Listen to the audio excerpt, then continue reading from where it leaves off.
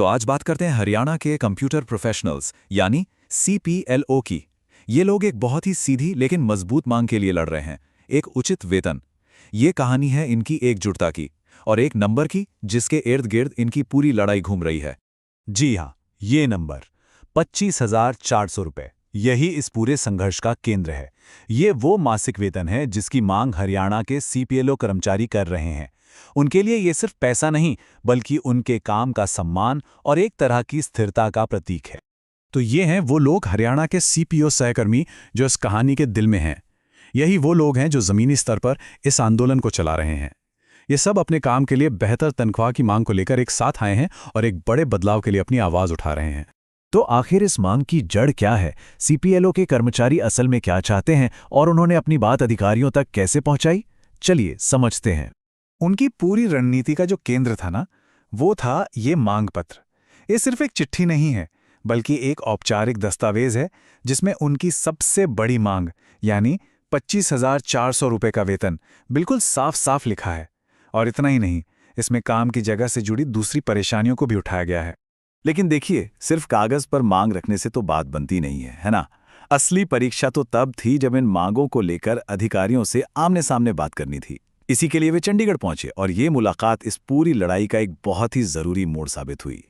इस मुलाकात में उनकी स्ट्रैटेजी बिल्कुल साफ थी, जैसा कि हम यहाँ देख सकते हैं। सबसे पहले तो वो विभागीय अधिकारियों से सीधी बातचीत के लिए पहुंचे। इसके बाद उन्होंने एक खुली और लंबी बातचीत की, जिसमें CPLO साथियों की सभी समस्याओं और मांगों को एक एक करके सामने रखा गया। और जब उन्होंने अपनी बात पूरी तरह से रख दी, तो विभाग ने औपचारिक रूप से उनके मांग पत्र को स्वीकार किया। तो इस अहम मुलाकात का नतीजा क्या निकला? यहीं से कहानी में एक बहुत ही पॉजिटिव मोड़ आता है, जिसने इन कर्मचारियों के हौसले को एक नई उम्मीद दी। सबसे पहला और सबसे ज़रूरी पॉजिटिव साइन यही था कि उन्हें गंभीरता से सुना गया। देखिए, कई आंदोलनों में पहली जीत यही होती है कि आपकी बात पर ध्यान दिया जाए, और यहाँ ठीक वैसा ही हुआ। अधिकारियों ने उनकी समस्याओं को यूं ही नज़रअंदाज नहीं किया। और इसी एक एहसास ने एक मजबूत उम्मीद जगा दी। CPO साथियों को यह विश्वास होने लगा कि उनका केस अब पहले से कहीं ज्यादा मजबूत हो गया है और लगता है कि उनकी मेहनत अब रंग ला सकती है। यहाँ पर हम साफ साफ देख सकते हैं कि इस एक मीटिंग ने कितना बड़ा फर्क पैदा कर दिया। जहां बैठक से पहले मामले को लेकर एक अनिश्चितता थी, वहीं अब उनका केस मजबूत दिखाई दे रहा है। जहां पहले मांगों को अनसुना किया जा रहा था, वहीं अब विभाग से पॉजिटिव सिग्नल मिल रहे हैं। ये एक बहुत बड़ी मनोवैज्ञानिक जीत थी। अब इस नई उम्मीद और मजबूती के साथ सवाल था भविष्य का।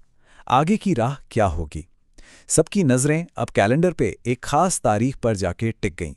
इस पॉजिटिव मीटिंग के बाद सबसे बड़ा सवाल यही था, अब आगे क्या? क्या ये उम्मीद असलियत में बदलेगी या ये सिर्फ एक दिलासा बनकर रह जाएगी?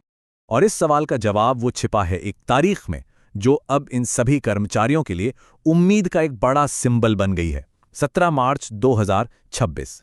तो आखिर ये 17 मार्च की तारीख इतनी खास क्यों है? जैसा कि हम देख सकते हैं, ये सिर्फ एक तारीख नहीं, बल्कि उनके संघर्ष का अगला बड़ा पड़ाव है। इसी दिन सभी CPLO सहकर्मी एक शुभ समाचार की उम्मीद कर रहे हैं, और ये दिन उनके आंदोलन का एक तरह से सेंटर पॉइंट बन गया है। लेकिन देखिए, 2026 तक का इंतजार ये लंबा है, और इस दौरान उम्मीद को बनाए रखना ही सबसे बड़ी चुनौती है। इसीलिए नेतृत्व ने एक आखिरी और सबसे जरूरी संदेश पर जोर दिया। इतने सारे पॉजिटिव संकेतों के बावजूद ये साफ कर दिया गया कि सफर अभी आधा ही तय हुआ है। संदेश एकदम साफ और सीधा था। हमें अभी भी एकजुट रहना है, क्योंकि जीत के लिए एकता ही सबसे बड़ी ताकत है।